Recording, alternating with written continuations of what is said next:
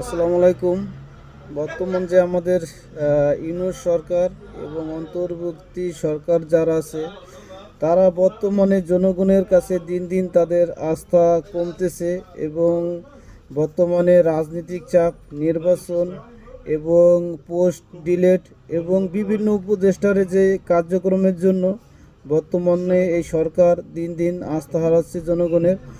তারই মাঝে একটি নতুন সুখবর হলো যে আমাদের অন্তর্বর্তী সরকার ডক্টর ইউনূস একটি মিটিংয়ে একটি ফৌজদারি আইন সংশোধনের একটি বিল কার্যক্রম হয়।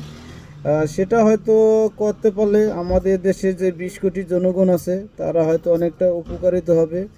কারণ আমাদের দেশে যারা সরকারি কর্মকর্তা তারা মনে করে যে এক একজন মনে করে যে এমপি মন্ত্রীর মতো, কিন্তু বিভিন্ন দেশের যারা সরকারি কর্মকর্তা থাকে তারা সাধারণ জনগণের সাথে আমাদের দেশে যেমন কাস্টমার কেয়ারে যেমন সার বা সার্ভিসগুলো যেভাবে দেয়, বিদেশে ঠিক সেভাবেই সার্ভিসগুলো দেয় যারা সরকারি কর্মকর্তা হয়। কিন্তু আমাদের দেশে যারা সরকারি কর্মকর্তা বা সরকারি প্রশাসনিক আছে তাদের কার্যক্রম ব্যতিক্রম। হয়তো এই ফৌজদারি সংশোধন আইনটি পাশ হলে হয়তো আমাদের দেশের অনেক জনগণ বা যারা আইনের হয়রানি হয় তারা হয়তো অনেকটা উপকৃত হবে।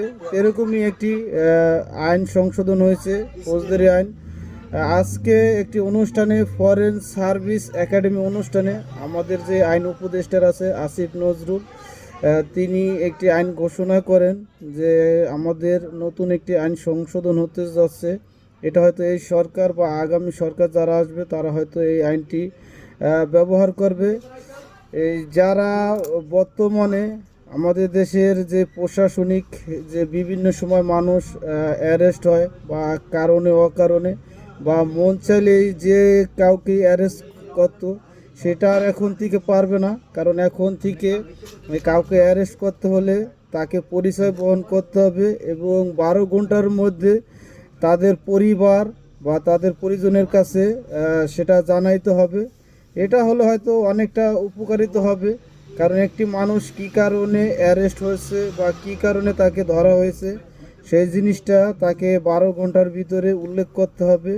এবং মন চাইলে যে কোনো প্রশাসন বা যে কাউকে অ্যারেস্ট করতে পারবে না।